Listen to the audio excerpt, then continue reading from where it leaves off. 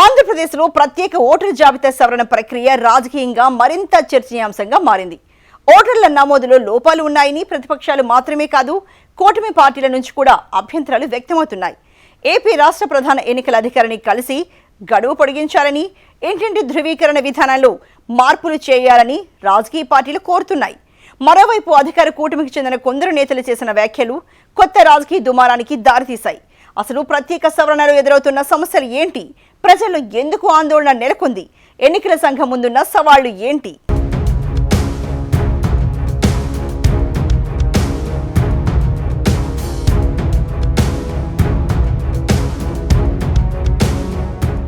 Voter జాబితా సవరణ ఎన్నికల ప్రక్రియలో అత్యంత కీలకమైన దశ. అర్హులైన ప్రతి పౌరుడి పేరు జాబితాలో ఉండటం ఎంత ముఖ్యమో, అనర్హుల పేర్లు తొలగించడం కూడా అంతే అవసరం. అయితే ప్రస్తుతం ఏపీలో కొనసాగుతున్న ఎస్ఐఆర్పై అనేక ప్రాంతాల నుంచి ఫిర్యాదులొస్తున్నాయి. ఇప్పటికే ఓటరు జాబితాలో పేర్లున్న వారిని కూడా మళ్లీ వివరాలు అడుగుతున్నారని, కొందరి పేర్లు కనిపించటం లేదని, మరికొందరి వివరాల్లో పొరపాట్లున్నాయని ప్రజలు చెప్తున్నారు. ఇంటింటి సర్వే నిర్వహిస్తున్న ఎన్యూమరేటర్ల పనితీరుపైన అనేక అభ్యంతరాలు వ్యక్తమవుతున్నాయి. ఈ అంశాలన్నింటినీ రాష్ట్ర ప్రధాన ఎన్నికల అధికారికి రాజకీయ పార్టీలు వివరించి తగిన చర్యలు తీసుకోవాలని కోరుతున్నాయి.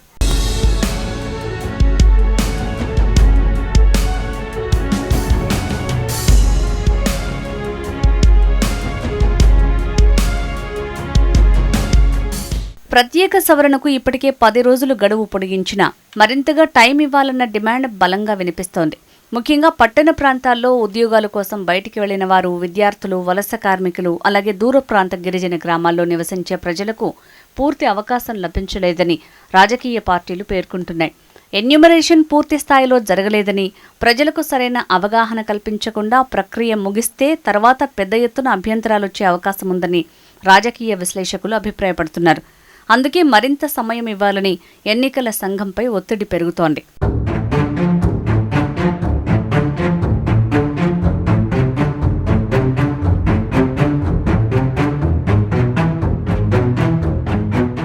ఇదే సమయంలో అధికార కూటమికి చెందిన కొందరు నేతలు చేసిన వ్యాఖ్యలు కూడా వివాదానికి దారితీశాయి. ఓటరు కాని వారికి ప్రభుత్వ సంక్షేమ పథకాలు ఎందుకు అనే వ్యాఖ్యలు రాజకీయంగా చర్చనీయాంశమయ్యాయి.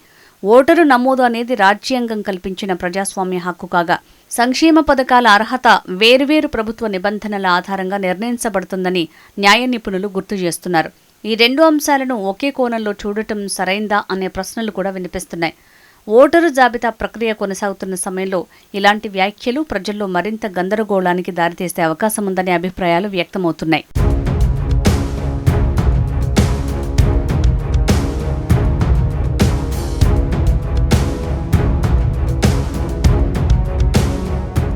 ఈ ప్రత్యేక సవరణలో మరో కీలక చర్చ ఆధార్ డేటాపైనే సాగుతోంది. 2002 నాటి ఓటరు జాబితాలను ఆధారంగా తీసుకుని ప్రస్తుతం ధృవీకరణ చేపడుతుండటంతో గడిచిన 2 దశాబ్దాల్లో కొత్తగా ఓటు హక్కు పొందిన యువత, చిరునామాలు మారినవారు, వివాహం తర్వాత నివాసం మార్చుకున్న మహిళలు, వలస వచ్చిన కుటుంబాల్లో అయోమయం నెలకొంది. కొంతమందికి తమ పూర్వీకుల వివరాలు తెలియక ఎక్కడ తమ ఓటు పోతుందేమోనన్న గందరగోళానికి గురవుతున్నారు. ఆధార్, ఎపిక్ కుటుంబ వివరాలు, చిరునామా రికార్డుల్లో వ్యత్యాసం ఉండటంతో కొందరి వివరాలు సరిపోలటం లేదని కూడా ఫిర్యాదులొస్తున్నాయి. ఎన్నికల సంఘం మాత్రం ప్రతి అభ్యంతరాన్ని చట్టబద్ధంగా పరిశీలించి అర్హులైన ప్రతి ఒక్కరికి అవకాశం కల్పిస్తామని స్పష్టం చేస్తోంది.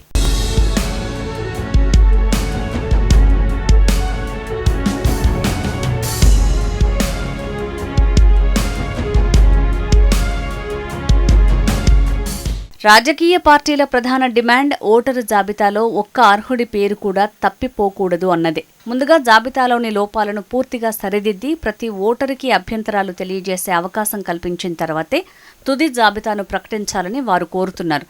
ఎన్నికల సంఘం పారదర్శకంగా వ్యవహరిస్తే వివాదాలకు తావుండదని, లేదంటే ఎన్నికల ప్రక్రియపై అనుమానాలు పెరిగే ప్రమాదం ఉందని రాజకీయ వర్గాలు చెబుతున్నాయి.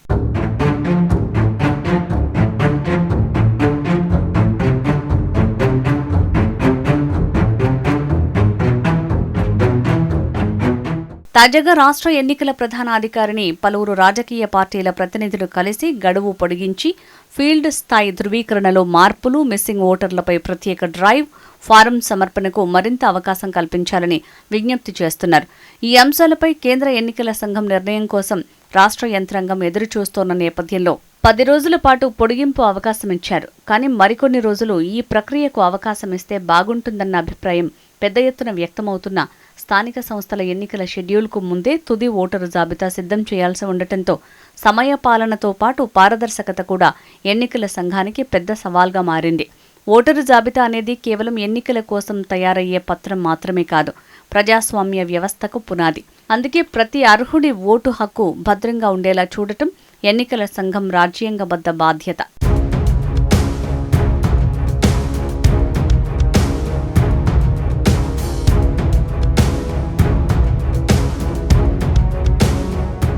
రాజకీయ విమర్శలు, ఆరోపణలు ఎలా ఉన్నా చివరికి పారదర్శకంగా, విశ్వసనీయంగా ప్రతి ఓటరుకి న్యాయం జరిగే విధంగా ఈ ప్రత్యేక సవరణ పూర్తవుతుందా లేదా అన్నదే ఇప్పుడు రాష్ట్ర వ్యాప్తంగా ఆసక్తికర అంశంగా మారింది.